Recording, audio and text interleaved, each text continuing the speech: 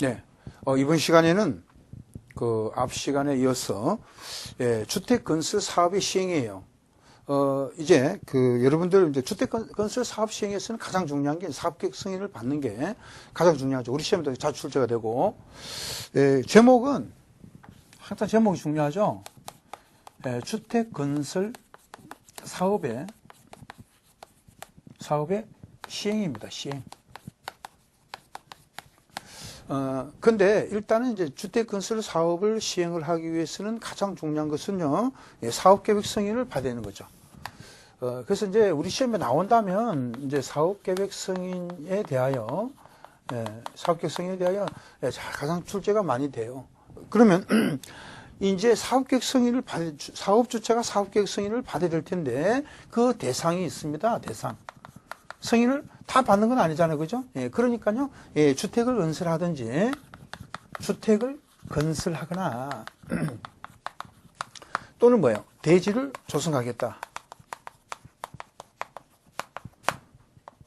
그러면 주택을 건설하더라도 이것은 단독과 공동이 또 있지 않습니까? 그죠? 그러면 단독은요, 20호 이상이 원칙이에요. 20호가 넘으면은, 이게 연간 규모가 아니고 사업계획 승인 신청 당시에 내가 20호 이상을 단독주택을 건설하겠다 그러면은 건축 허가를 받는 게 아니고요. 주택법에 따라서 사업계획 승인을 별도로 받아야 하는 거예요. 건축 허가만 받아서 나온 게 아니라 사업계획 승인을 다시 받아야 됩니다. 그러면 주택법의 사업계획 승인을 대규모로 지으니까 사업계획 승인을 받아야 되는데 그러면 나중에 그 절차는 나중에 본다 하더라도 20호 이상인데 이거를 30호 이상이 되면은 단독주택도 받는 경우가 있습니다. 그럼 어떤 경우냐 했더니 30호 이상은 우리가 공공택지에서 공공사업을 하기 위한 공공택지가 있죠. 이 공공택지에서 공급을 받았다는 겁니다. 이 공급받은 경우죠.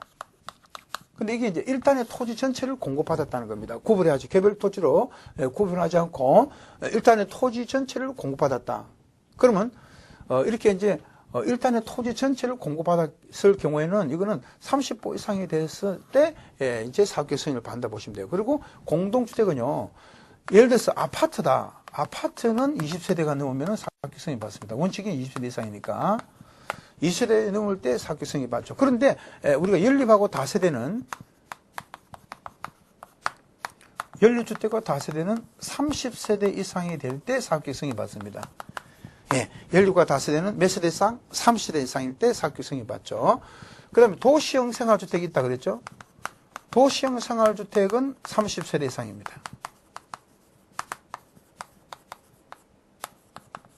그런데 이제 여기서 한 주택을 이때는 포함을 하죠. 하나의 주택, 도시형 생활주택을 아닌 기타 주택 하나를 포함을 했어. 그 밖에 주택 한 세대를 포함을 했을 때 만약에 30세대가 넘더라. 이럴 때도 포함을 해서 그럴 때도 사업계획 승인을 받습니다. 그 다음에 대지 조성 사업은 역시 만이죠.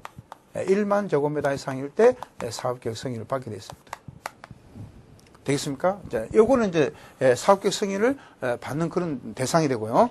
자, 그 밑에 보면은 그럼 사업계획 승인을 누구한테 받아야 될까? 그걸 갖다가 우리가 뭐라고 표현을 하냐면은 사업계획 승인권자다 이렇게 합니다. 사업계획 승인권자. 누구한테 사업계획 승인 받습니까? 이거죠.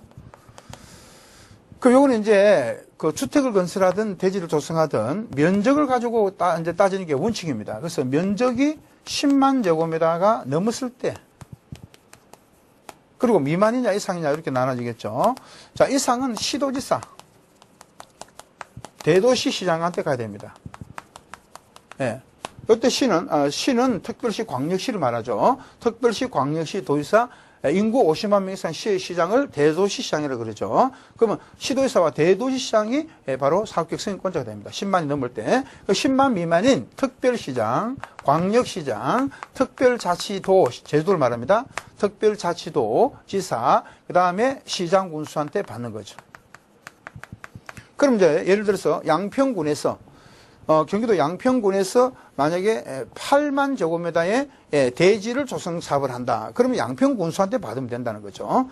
자, 이렇게 해서 여러분들이 그대로 기억하시면 돼요. 법조문은.